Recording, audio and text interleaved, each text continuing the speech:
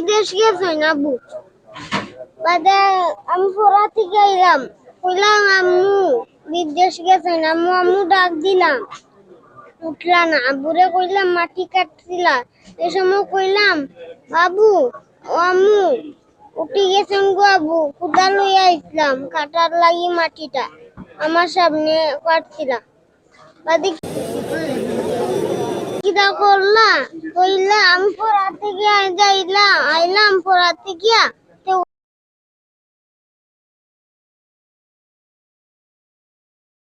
কইলা তাই না বু কইলা তোর মা বিদেশ গেছেন গিয়া রে।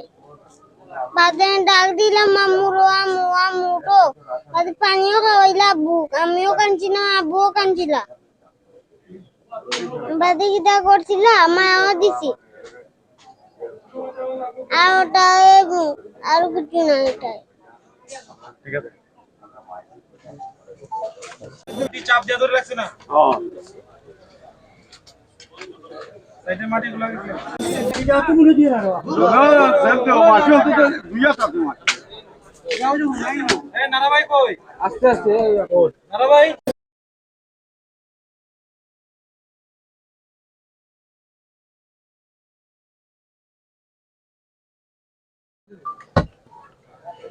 দেখিস উপরে যাই বলা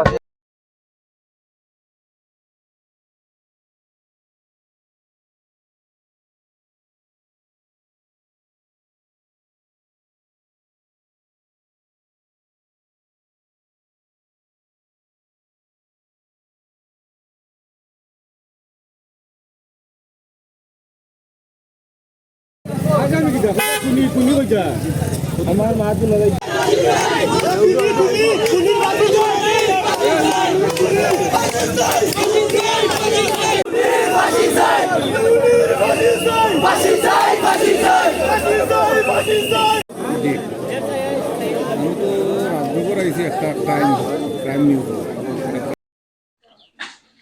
জি আসসালামু আলাইকুম।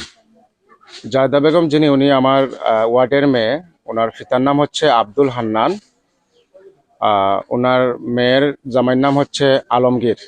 7 নং ওয়ার্ড করিমপুর দেওয়া হয়েছিল। দীর্ঘদিন যাবৎ ওনারা সংসার করতেছে। ওনার একটা ছেলে আছে 7 বছরের। আমি গত আজ থেকে 5 দিন আগে জায়দা বেগমের বাবা এবং ভাই ওনারা আমাকে বললেন যে ওনাদের মেয়ে এবং ভাইকে পাওয়া যাচ্ছে না, বোনকে পাওয়া যাচ্ছে না। তার পরবর্তীতে আমি ওনার মেম্বারকে কল দিয়েছি খোঁজখবর নেওয়ার জন্য। এক পর্যায়ে আমি আমার এলাকার লোকজন নিয়ে 7 নম্বর ওয়ার্ডের বেলাল আহমদ ওনার সাথে আমরা দেখা করি এবং এই যে ঘাতক খুনি আলমগীর এই তার বসত করে ওনাদের আশপাশের যে মুরব্বী ছিলেন এবং মেম্বারদেরকে নিয়ে আমরা বসে আলোচনা করি। সে বলে যে সৌদি আরব তার ওয়াইফকে পাঠিয়ে দিয়েছে।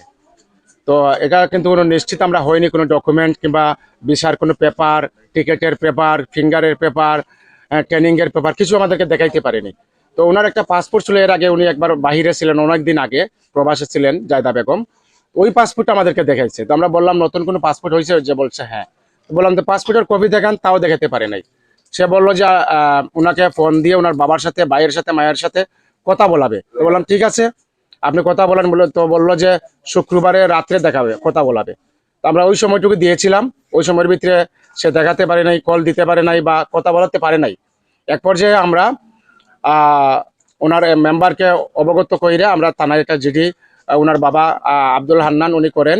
তার পরিপ্রেক্ষিতে প্রশাসন আসে, এলাকার মুরব্বিয়ান সহ আমরা 2 মেম্বার সহ আমরা সর্বোত্তম প্রশাসনকে সহযোগিতা করেছি এবং আলমগীরকে প্রশাসন গ্রেপ্তার করেছে। তার পরিপ্রেক্ষিতে পাসপোর্ট অফিসে তদন্ত করা হয়েছে পাসপোর্ট নতুন হয়েছে কিনা, সেখানেও পাসপোর্ট হয়নি। এক পর্যায়ে ওর সাথে আরো 2 জন লোক ছিল, তাদেরকে প্রশাসন গ্রেপ্তার করেছে। ওদের মাধ্যমে পাওয়া গেলে এবং তার যে জায়দা বেগমের যে একটা ছেলে আছে, সে বলল যে তার মাকে মেরে তার ঘরের সামনে উঠানেতে গর্ত করে মানে ওইখানে রেখে দিয়েছে। এটাই আমরা যতটুকু জেনেছি। চাপ দিয়ে ধরে রাখছ না? সাইডে মাটিগুলো রুবাই দেখা আনছি স্যার পলিথিনে আনছে স্যার, পলিথিনে আছে স্যার, জি স্যার, কেরোসিনে আছে স্যার।